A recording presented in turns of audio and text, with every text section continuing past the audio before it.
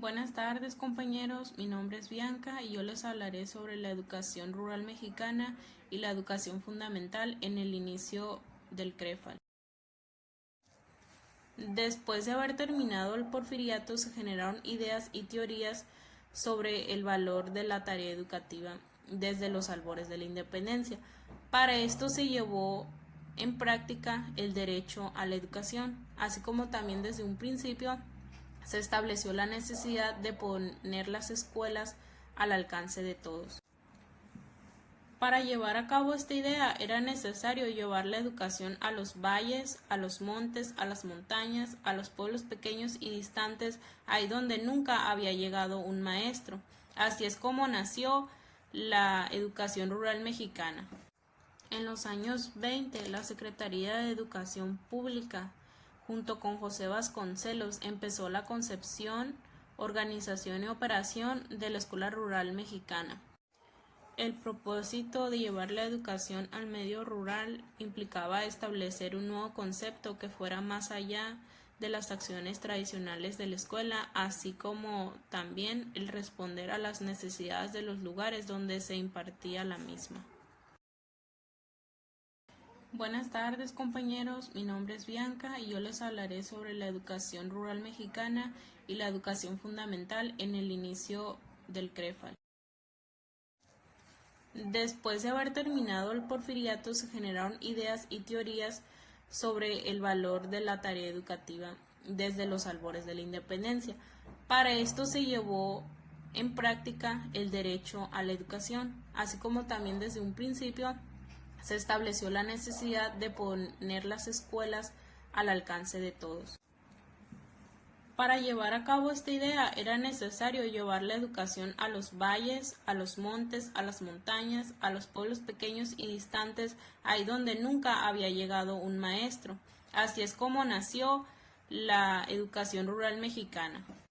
En los años 20, la Secretaría de Educación Pública, junto con José Vasconcelos, empezó la concepción, organización y operación de la Escuela Rural Mexicana.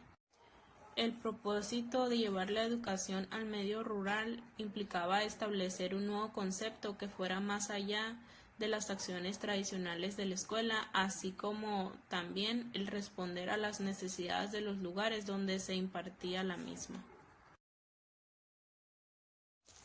Características de los lugares donde se impartía la educación rural. En estos lugares nunca se había contado con maestros y con escuelas. Los habitantes de estos lugares estaban alejados y vivían en las montañas y en los llanos. Y había personas que estaban aisladas por su lengua materna. Y esto se debía a que pertenecían a alguna tribu. Toda la familia se dedicaba a la siembra y a la cosecha y a la tala de bosques. Tampoco no contaban con ningún servicio de salud ni tampoco con algún apoyo económico o social.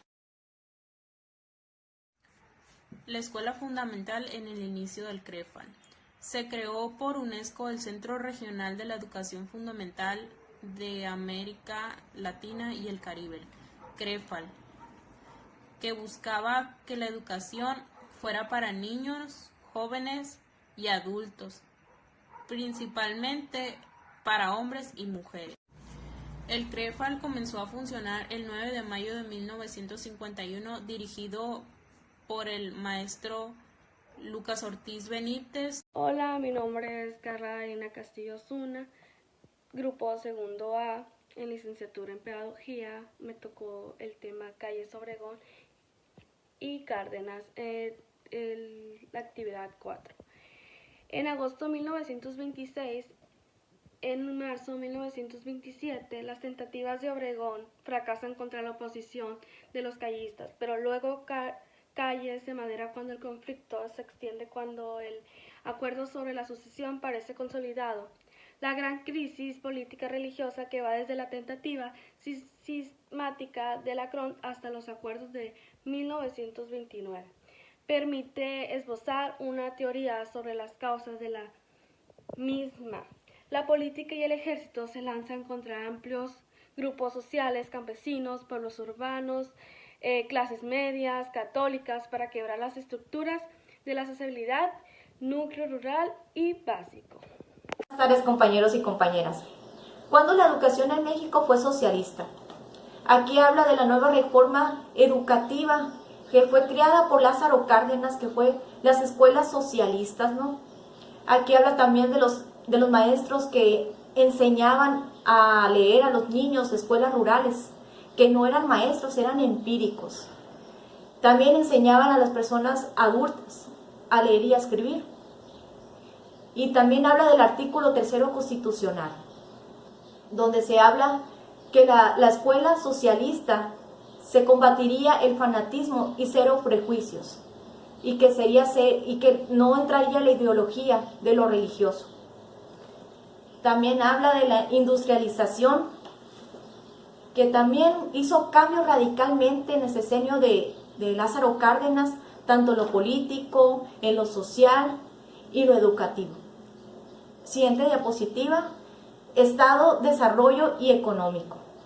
Aquí habla sobre la industrialización, que también se le otorgaron préstamos tanto a las pequeñas empresas y medianas empresas a favor de la comunidad, y también para que obtuvieran trabajo los campesinos. Habla también sobre que se le otorgó esos créditos a los empresarios, ¿no? Para que también se mejorara la economía en nuestro país. También habla sobre lo político, lo social y lo educativo. Muchas gracias. El Maximato, de 1928 a 1934. Es un periodo de gobierno y política en la historia de México, en el cual fueron presidentes Emilio Portes Gil, Pascual Ortiz Rubio y Abelardo Rodríguez, y culmina con la expulsión de Plutarco Elías Calles por Lázaro Cárdenas. Este periodo se caracteriza por la influencia de Plutarco Elías Calles, el cual se le nombra como jefe máximo de la revolución. Por estas acciones se le dio el nombre como el Maximato. En su último informe presidencial del jefe máximo en el año de 1928, proclamó ante la nación el final de la época de los caudillos, para dar el ligar de las instituciones, y él mismo se convierte en el jefe máximo.